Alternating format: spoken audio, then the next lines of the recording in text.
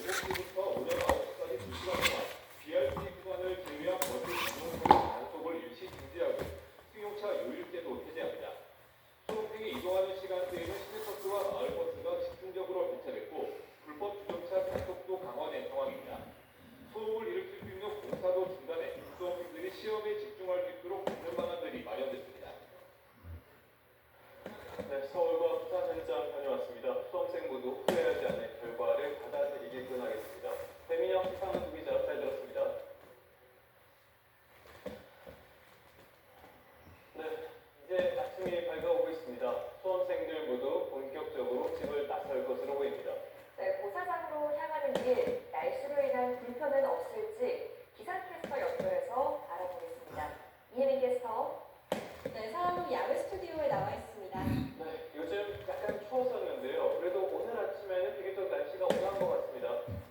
네, 그렇습니다. 현재 전국이 대체로 맑은 가운데 큰 추위는 없습니다. 현재 전국 대부분 지역이 기온이 한 자릿수를 보이고 있는데요. 낮이 되면 기온이 10도가량 더 오르면서 온화해질 것으로 예상됩니다. 또 내륙에는 안개가 짙게 끼어 있습니다. 현재 충남과 경북에는 가시거리가 200m 아래로 떨어진 곳도 있습니다. 교통 안전에 특별히 유의하셔야겠습니다. 자세한 현재 기온부터 살펴보도록 하겠습니다. 현재 서울이 7.6도, 대구는 5.6도, 광주는 5.8도를 보이면서 아침 공기가 차갑습니다. 맑은 날씨에 가을볕이 내리쬐며 낮에는 기온이 크게 오르겠습니다. 한낮에 서울 17도, 대구와 광주 18도, 부산은 21도까지 오르겠습니다.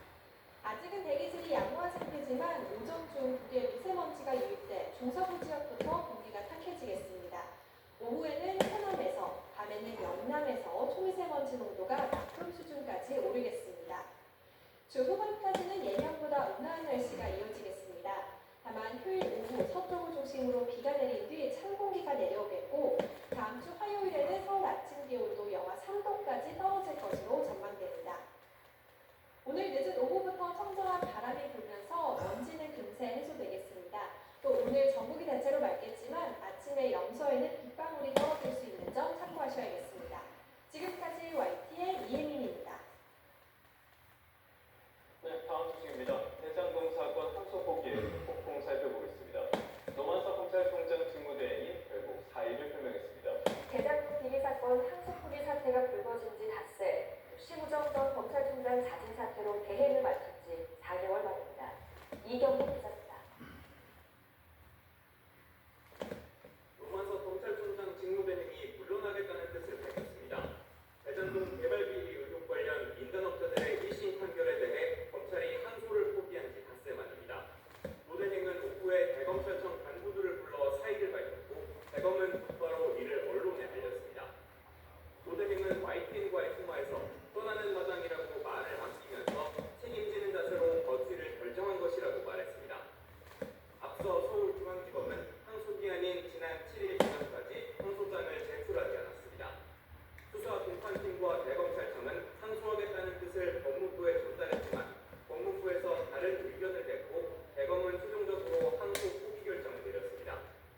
정진우 서울중앙지검장이 대검과 의견이 달랐지만 관철하지 못했다며 사의를 표명했습니다.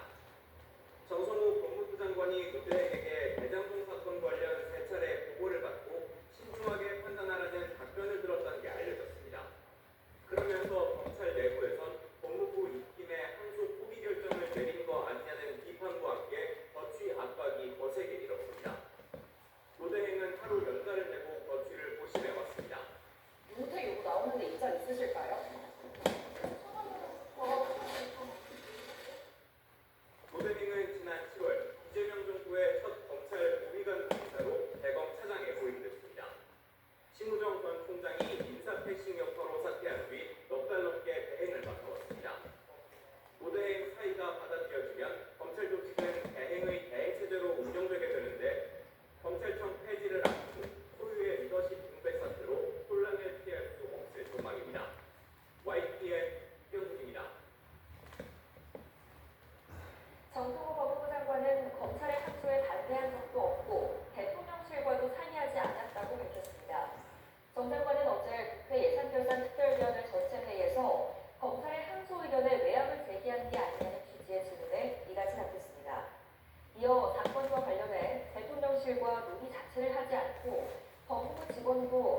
결과와 항소 여부와 관련해 대통령실과 의논한 바는 전혀 없는 것으로 안다고 강조했습니다.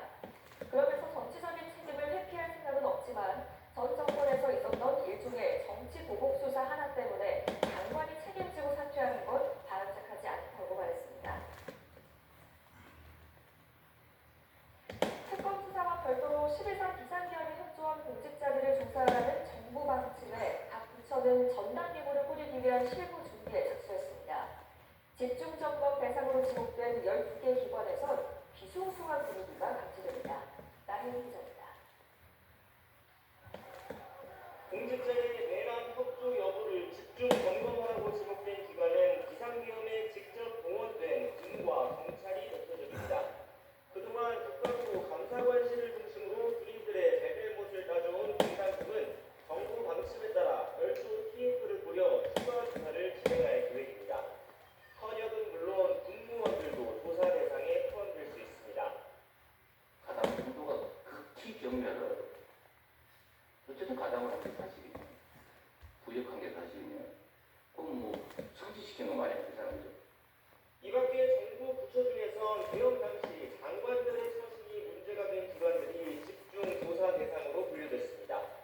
소방청의 언론사 변전 단수를 지시한 혐의로 구속된 이상민 전 장관 때 행정안전부와 합동수사본부 검사 파견을 준비한 혐의를 받는 박성대 전 장관 때 법무부 참모들이 당시 행적을 조사받을 거로 보입니다. 한덕수 전 총리 시절 국무총리실과 계엄 예비비 쪽지를 받아 논란이 된 최상목 전 경제부총리의 기획재정부도 조사 대상에 포함됐습니다. 외교부는 계엄 당시 미국 측의 정당성을 치장하는 공문을 보냈다는 의혹을, 문화체육관광부는 산하기관인 한국예술종합학교 폐쇄나 KTV의 계엄 미화 의혹 등을 받고 있습니다. 1년 지난 시점에서 이게 명확하게 정리가 안 됐기 때문에 확실하게 짧은 시간에 정리를 하고 가자 그런 취지입니다. 정부는